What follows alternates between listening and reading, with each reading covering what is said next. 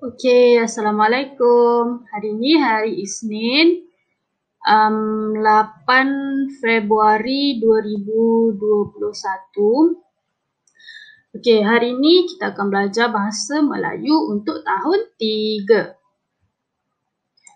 Okey, cikgu harap kamu semua dalam keadaan yang sihat, dalam keadaan yang selesa dan sudah bersedia untuk pembelajaran pada hari ini. Okey, seterusnya kita tengok. Okey, objektif pembelajaran pada hari ini ialah murid dapat membina ayat tunggal dengan betul. Okey, setelah pembelajaran pada hari ini berakhir, saya harap kamu semua dapat membina ayat tunggal dengan betul. Okey, hari ini kita akan belajar apakah itu ayat tunggal. Okey, ayat tunggal mengandungi satu subjek dan satu predikat. Dalam satu ayat, ada satu subjek, ada satu predikat. Okey, apakah itu subjek, apakah itu predikat? Okey, kita tengok. Subjek adalah orang, haiwan ataupun benda. Contoh subjek kat sini awak boleh tengok. Saya, orang. Mereka juga orang. Pelajar itu, pelajar juga adalah orang. Kucing adalah haiwan. Yang lain, Nurul, cikgu, mak ni semua tahu adalah orang. Subjek ini adalah orang ataupun haiwan ataupun benda. Okey, apa pula predikat? Predikat ni adalah perbuatan yang berlaku. Ia menerangkan apa yang subjek tengah buat. Sebagai contoh, saya ambil contoh, pelajar itu. Pelajar itu adalah subjek. Predikatnya adalah membeli makanan. Okey, ayat tunggal yang penuh, pelajar itu membeli makanan. Contoh yang kedua cikgu ambil. Okey, cikgu. Cikgu sedang mengajar. Saya sedang mengajar. Cikgu sedang mengajar. Ayat tunggal. Satu ayat tunggal yang lengkap. Okey, contoh yang terakhir, ayah. Ayah adalah subjek. Ayah tengah buat apa? Pergi ke kerja. Ayah pergi ke kerja. Ayah pergi ke kerja adalah satu ayat tunggal yang lengkap. Okey, contoh. Seterusnya.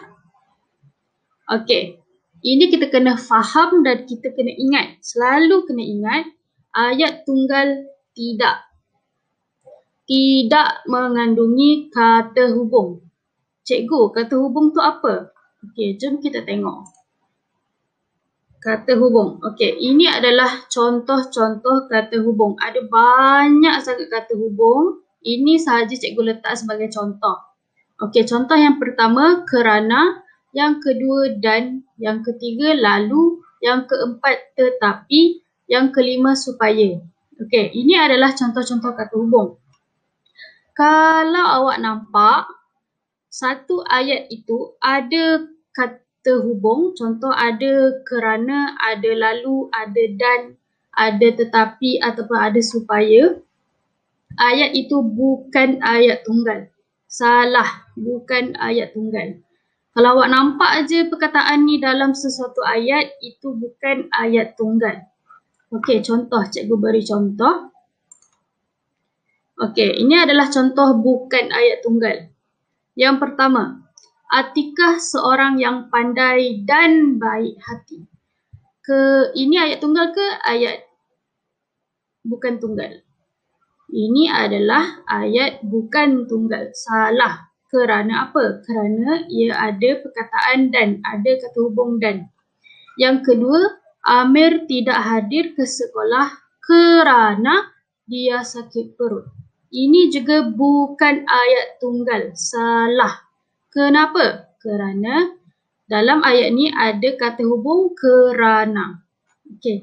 Contoh yang terakhir, nombor 3. Burung itu mahu terbang mencari makanan, tetapi kakinya cedera. Ini juga bukan ayat tunggal. Kenapa? Kerana dalam ayat ni ada kata hubung. Apa kata hubungnya? Kata hubung adalah tetapi. Okey, awak nampak je kata hubung dalam sesuatu ayat itu bukan ayat tunggal. Okey, ini take note Cikgu harap awak ingat. Seterusnya, okey, kita dah sampai pada tugasan. Okey, tugasan ni apa yang cikgu nak awak buat? Langkah pertama, cikgu akan bagi 2 gambar dalam grup WhatsApp. Dekat gambar tu akan cikgu bagi arahan. Okey, ni dah masuk langkah 2. Awak baca arahan yang cikgu beri. Lepas tu boleh mula buat tugasan.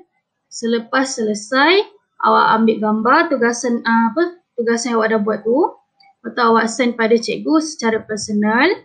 Lepas tu awak tulis nama dalam grup. Macam biasa. Okey, selesai. Terima kasih. Selamat cuba.